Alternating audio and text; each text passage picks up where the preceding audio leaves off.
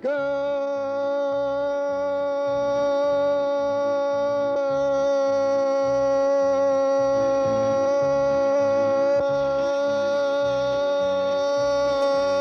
morning, Vietnam. Welcome to the Dawn Buster.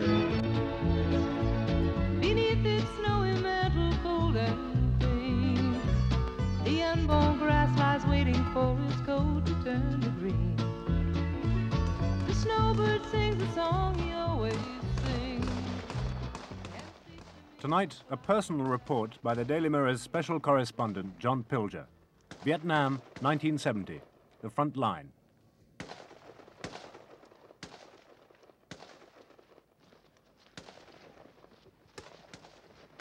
I hadn't been to Vietnam for 3 years. The war, after all, is a bore, so why go back?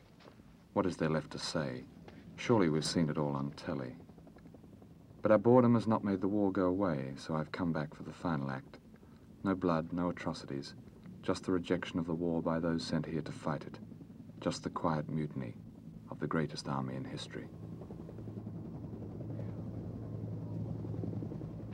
This is Snuffy, some 8 miles from the Cambodian border, in a wilderness of jungle and mud controlled by the North Vietnamese and the Viet Cong. Snuffy is a beleaguered fort, defended by the 1st Air Cavalry Division.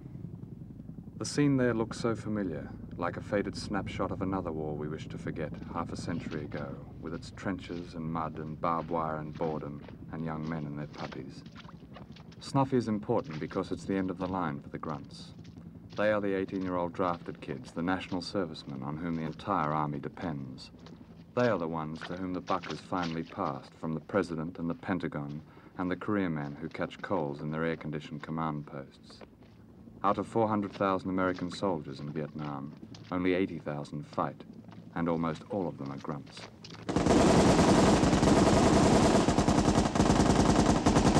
The grunts in 1970 are a very different kind of American foot soldier. They are mostly from a world unknown to their commanders. They are the graduates of an American rebellion that stemmed from the war they have been sent here to fight. And quietly but massively, they have brought that rebellion with them here to Vietnam.